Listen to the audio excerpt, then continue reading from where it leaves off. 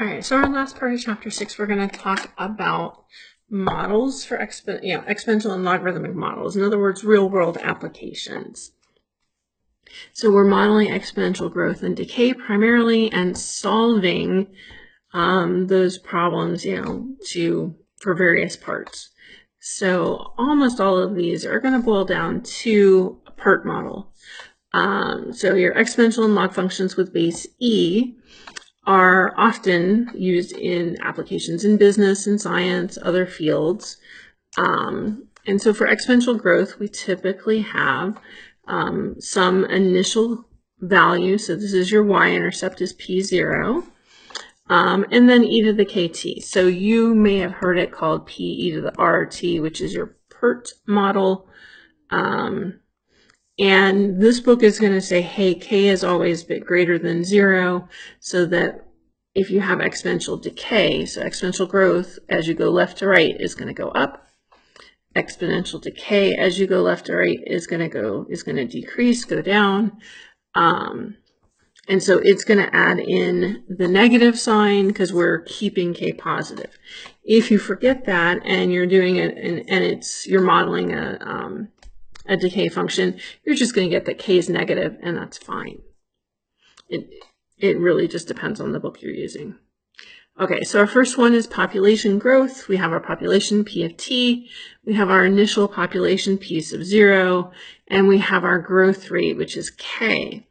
Now the key word in these, just like we saw in chapter 6.1, is that they're growing at a continuous rate.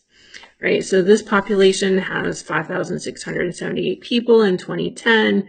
We're told that it grows at a continuous rate of 6% per year, and we want to know the function for that. So we're going to say, okay, great. First off, we're going to pull a trick out of here because we're going to say, I'm going to let t equals 0 be the year 2010. Okay, so that means then that 5678 is my p0. And since it's continuous growth rate, we're going to say e to the 0.06 for 6% times t. And that's really all that there is to these guys. What's the population going to be in 2015? We're going to simply plug in t equal to 5, right? Because this is 5 years past 2010. So we've got 5678 e to the 0.06 times 5. And for that, we're going to have to plug it in our trusty calculator. We'll just do this one. So we've got 5678 times e to the 0.06 times 5. So the population is going to be up to 7664.5. So 7664.5. So this one, it was really 0.49. So we should round down because you can't have half a person. All right, now I got to go through all these again. Okay, so not too bad there, right? So example here, under ideal conditions, a population of rabbits has a continuous exponential growth rate of 11.7% per day. Ooh. Consider an initial population of 100 rabbits. What's the exponential growth function? So we see initial population, so that's going to tell us our p0. We see continuous exponential growth, so we know we're talking a p0 e to the kt, and therefore the only other number we haven't used is the 11.7. That's going to be our k. So we've got 100 e to the 0.117, because we do need to change that to decimal, times t. That's it. What will the population be after 7 days? We're going to just plug in 7. And we'll have to go throw that in our calculator. What will it be after 2 weeks? We'll do the same thing. 2 weeks would be 14 days. So our unit of time in this one is the day, is number of days, right? And what is the doubling time for the population?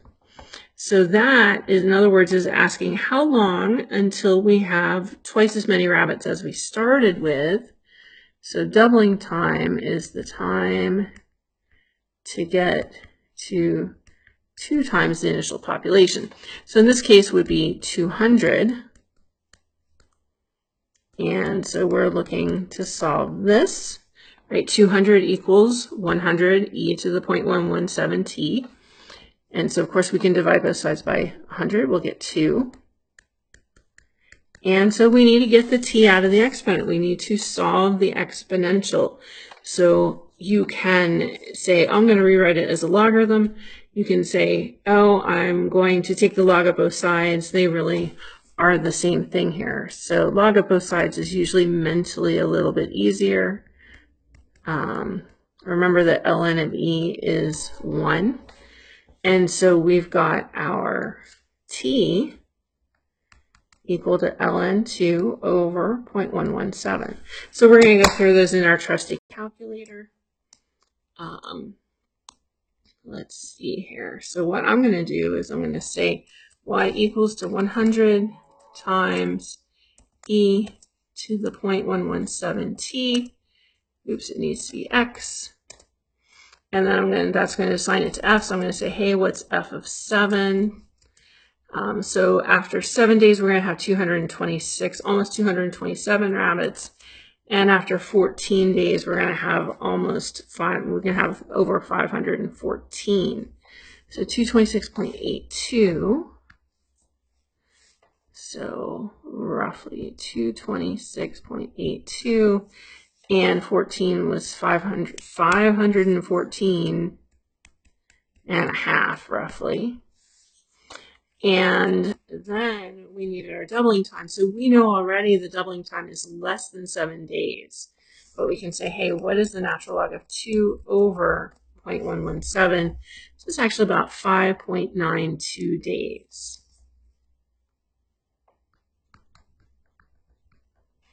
Now, normally, of course, I'm going to want exact answers.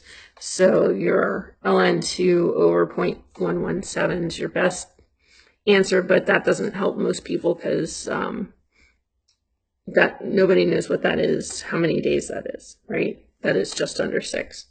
All right, so we'll break here and go on to the next in the next video.